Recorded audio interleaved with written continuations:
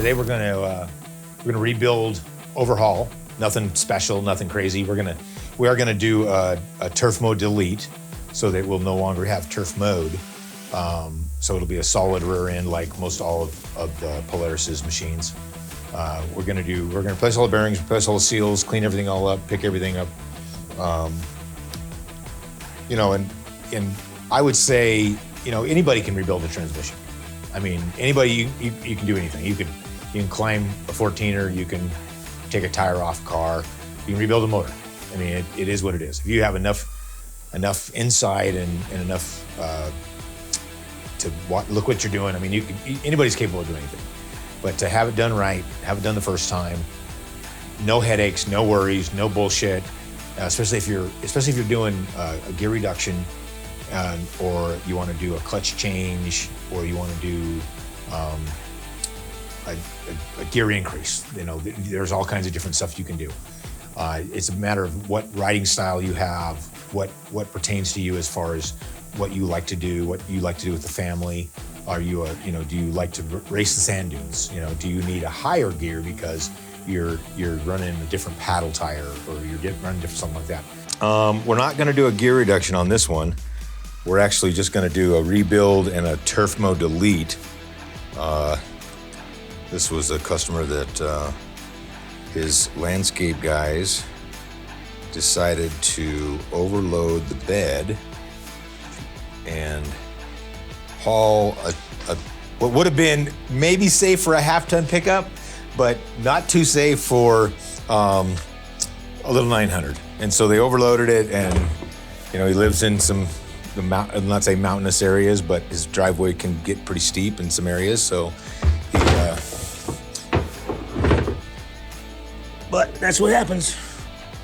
You know, you're better off renting one of those, not to say a Kubota or something like that, but something more that's more heavy duty, that's designed to haul in some weight in rugged terrain, in a construction type area or scenario. But it's crazy to think of how many that I've done. I want to say I would love to have it like an accurate number, like, you know, if it was 1,017, like, as crazy as that sounds. But you would say we've been doing them for, I'll bet, I mean, thinking about how many years we've been doing transmissions on pretty much anything and everything. I mean, we started out with doing Razor 800s. I mean, people were, you know, those were pretty kind of susceptible to getting blown up or shearing gears and doing dumb stuff. But get this torn down, and we'll see if we can, I don't know, we won't take it apart, but so the turf mode is right here, and it's part of the final, like say the final gear assembly, or where the axles go in. And the turf mode on this, it allows the rear wheels to turn like a car with almost like a limited slip differential. But it's a great idea for doing farm work, and you're not tearing up the grass and you're not tearing up everything else. But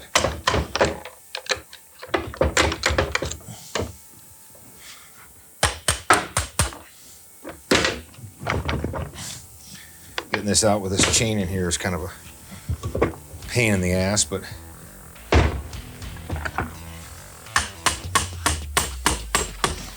and we're going to put a double reverse chain. We're going to do a couple other things in here to make this transmission a little more stouter. Couple things that tend to fail on these.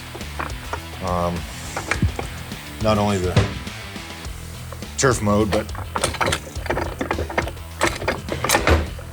and then you got to get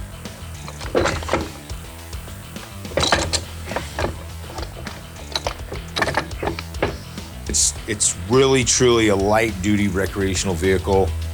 I think Polaris probably had the idea for a farm ranch vehicle. You know, it's not a half-ton pickup truck. It's a light-duty, couple 100 pounds. Throw a bale of hay in the back of it and go feed the horses. But a lot of people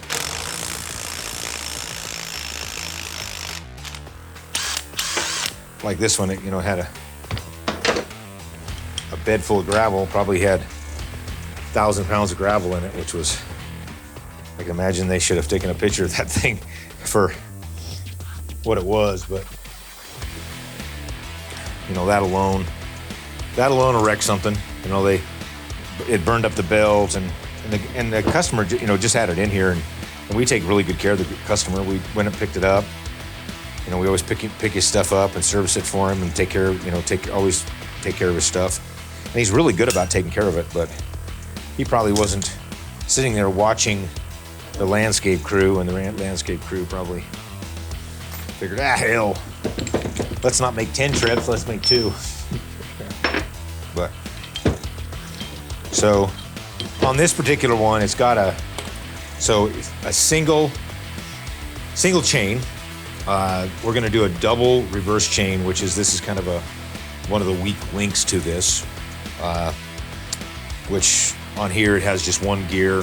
We're gonna put one on here that's got 2. And that shaft is, you know, the cool thing about it is this shaft is, it really is machine specific because of the fact that they take in consideration the clutch, and so the shaft is different and everything else is different on it. So a lot of times I'll make sure that, you know, absolutely double check that they ordered the right shaft or the right, you know, set, which is going to be 2 chains, 2 gears, all the high gear and the low gear here.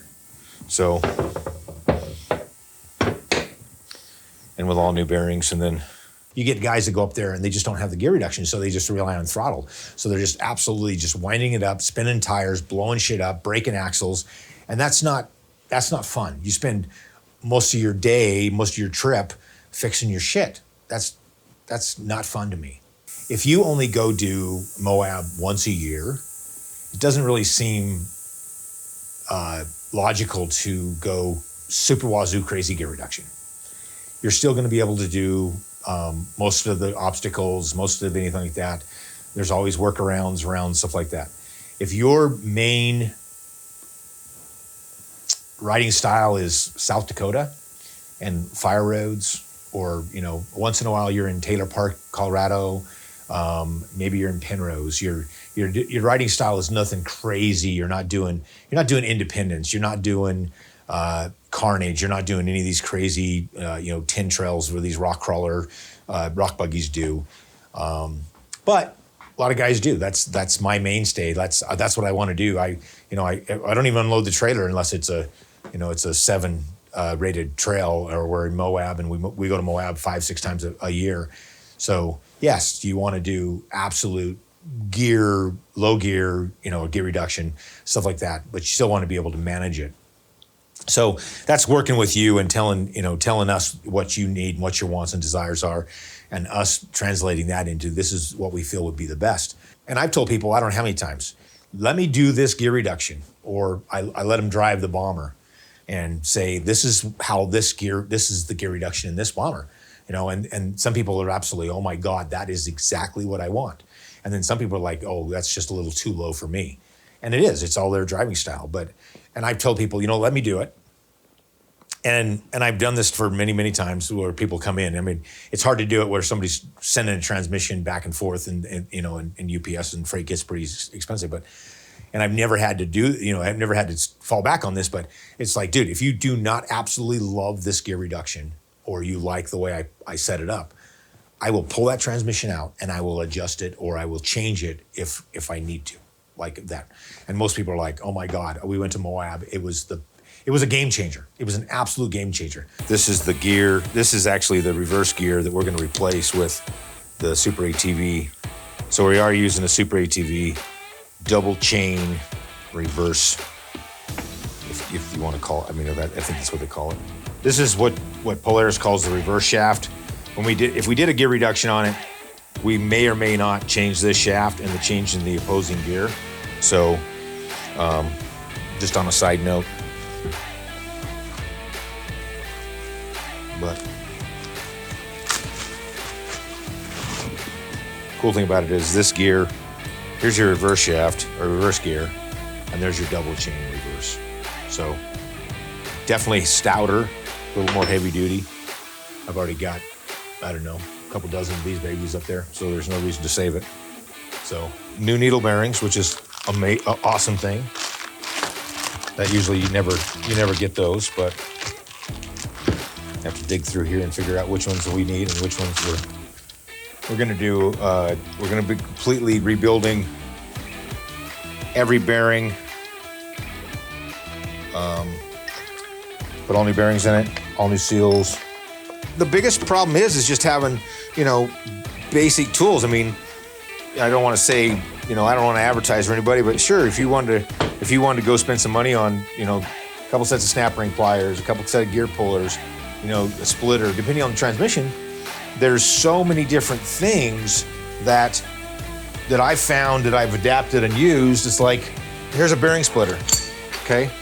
This bearing splitter is a lifesaver because you can't put a two-jaw puller on a lot of, you can't get that in a lot of tight spaces.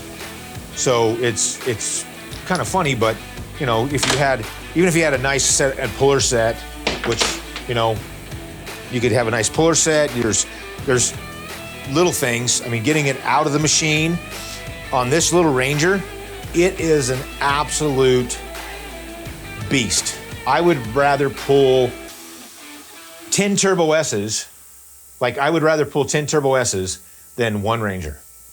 That's how much difference it is. Like you think, oh, that's crazy, but for me, I can pull Turbo S in my sleep and they're good. But to pull a Ranger, it is you have to. But if you know how to maneuver it, because you're unbolting the motor and you're sliding the motor around, and there's so many things that really make a difference. The issue with this gear, with this whole thing, when you get it all back together, you will never, ever, ever get the chain on if you put it together like this and then attempt to put it together. So, like I said, I'm getting ahead of myself because I'm chatting and talking, but, we're not in a hurry here, obviously. So this is the low gear, gear. So on a Ranger, on a lot of different vehicles, a lot of different machines, this is a 67 gear. The cool thing about a 67 gear is this is what we do when we do a low gear or a gear reduction. So this is a pretty good sized gear. It's in diameter. The issue is that two things. When you do that and you put it on there, you can't put the chain on because you don't have enough room to put the chain on. So with this, you need, I need to put the bearing on here, get a couple things done to this. Then I need to put the chains on, and then I need to put that low gear on, and which will make everything tighten up and go back to where it's supposed to be. And what I usually do is when I do a transmission, I just go shaft to shaft. That way I don't mess up anything. And, sometimes I get sidetracked doing 100 other different things, which is really common. So I try to do one shaft at a time, one set at a time. That way I don't sit there and do one gear set and then go, oh shit, did I do that one? Or did I change out the bearings properly? Or, it's not really a hard thing to figure out, but if you had nobody interrupting you and nobody bothering you, it would be really easy to do. The biggest thing, I can't remember the old guy's name. Good old guy. He's an engineer. I think he worked for NASA, like no shit. Like the guy was a rocket scientist, like legit. He's always tinkering with the cars and always playing with stuff. And he had a Turbo S and he's like, no, I just want to do it. I'm like, no, there's nothing wrong with you doing it. Do it. Take the transmission out of it, go through, and if you need anything, let me know. So he bought all the gears from us, bought all the bearings from us. Everything was great. And then he gets it all back together, and he comes by and he's like, something I had to have done something wrong, just typical. And I'm like, well, what's it doing? He's like, well, it goes into gear, but then it falls out of gear. And I'm like, oh, okay. So I started looking at it, and I said, well, the only thing that I could think of is that you could have messed up the gear stack. And my thought in the back of my head is that he had one of the snap rings in the wrong groove. So He's like, yeah, he said, let me pull it out. Let me get it out. Let me get it apart, and then I'll bring it down, and then you can tell me what I screwed up. It is what it is. I mean, everybody makes mistakes, and you make dumb mistakes you don't even realize you made it. But so we get the transmission torn down, and sure shit, he actually stacked the washers. So circlip washer, needle bearing, gear. He put the washers. He had put two washers, not one on either side, but he had put the two on the backside. So it was just jumping out of gear, but simple. And it was, and he's like, yeah, I don't have nothing better to do. So it was fun, and it was, he's a really good old guy, and he's got nothing better to do. So, he's like, hey, at least I have something to do.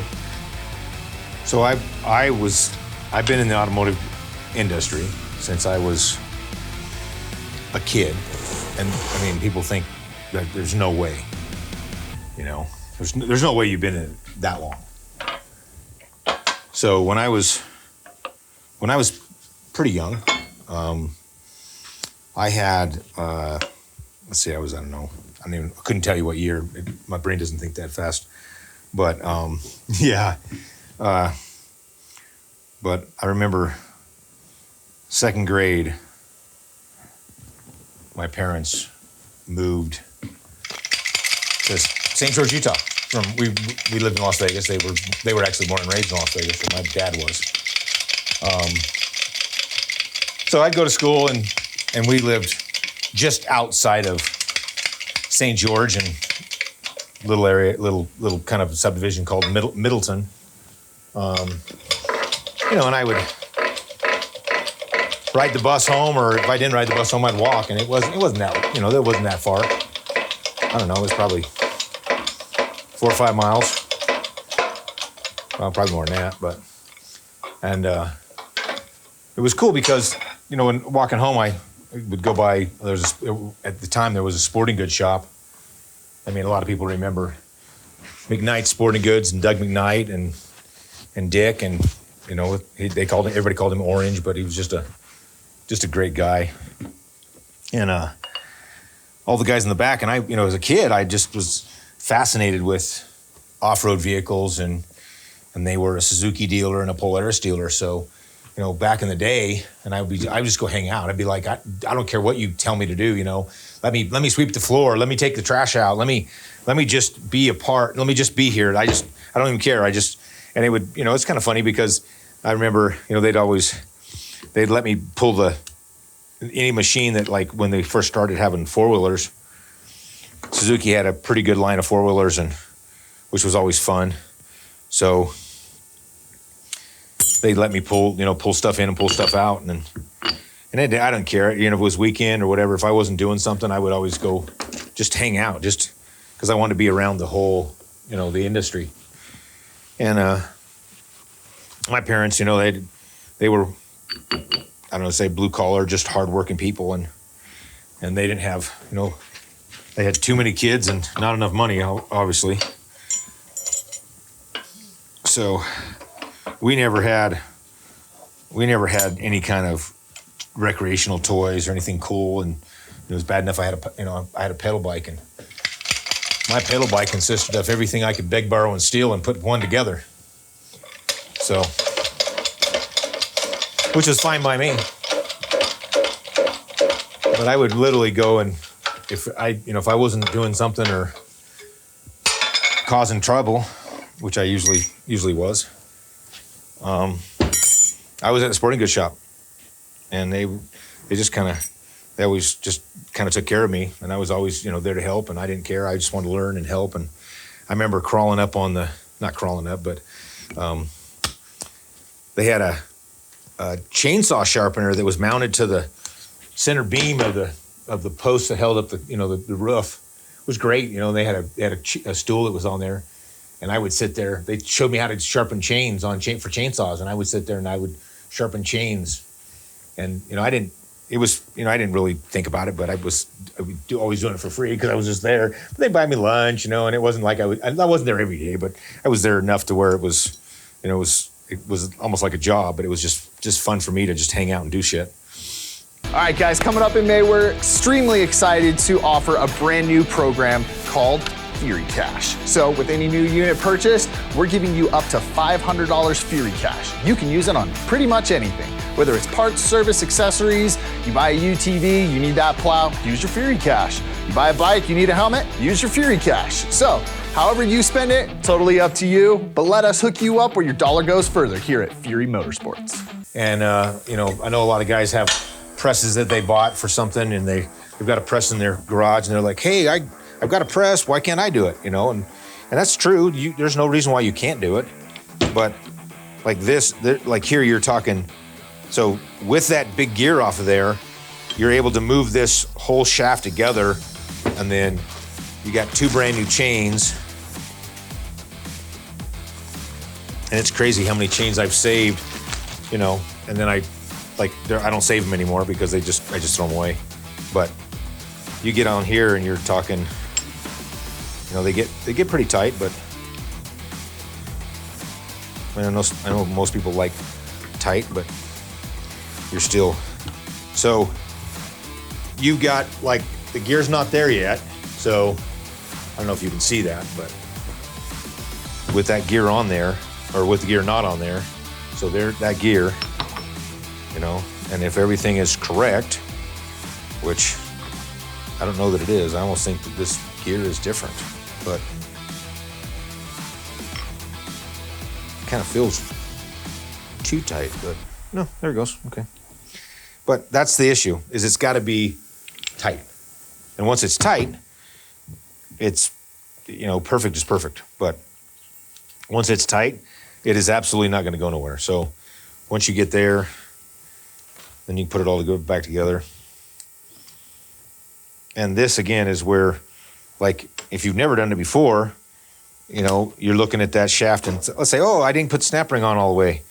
You know, I did that on purpose, but if you didn't put that snap ring in the right groove all the way up, or you didn't get it in there correctly, and you know you're out riding doing whatever, it's very well could be that snap ring either breaks or comes apart, and next you know you have a lot of gear problems, or it falls out of gear. Then you got to take the transmission back out. So that's there. Other than that, you have to, once you assemble that reverse chain, now you can reassemble the rest of it, but you're going to have to press the bearings together and everything as it sits there. So I'm going to take this. So you have to start assembling this thing on the press.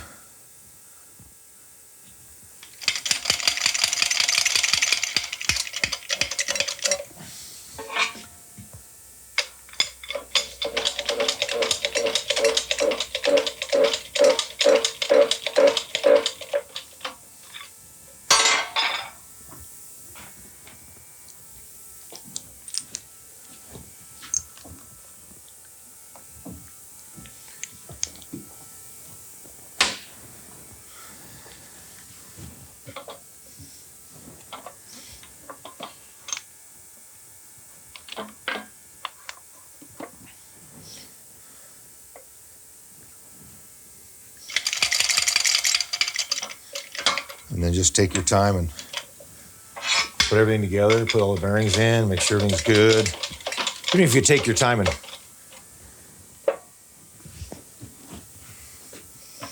not get it cockeyed like I did.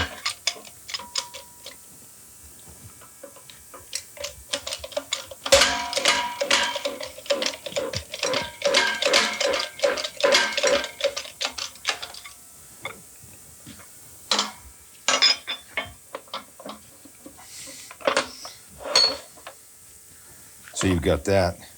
And even that, the little,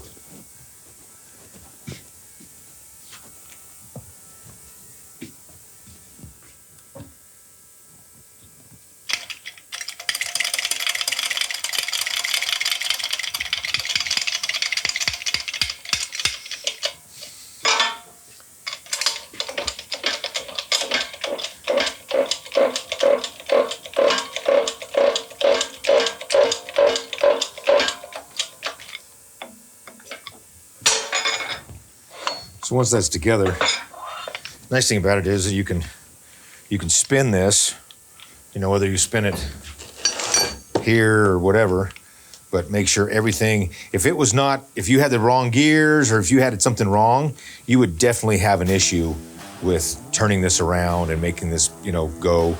It would definitely interfere with itself.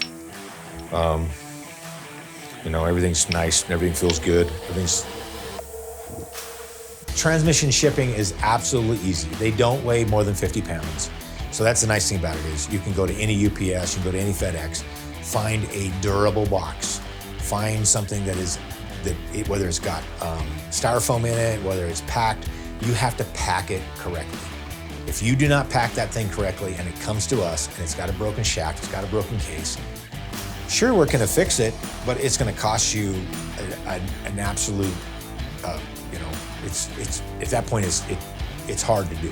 You know, it's not a big deal. I think you could probably ship, I mean, if it's 50, probably weight and size of the box, you know, I would say max $100, you know, which is not that big of a deal. And then we'll ship it. We'll make sure it's packed correctly.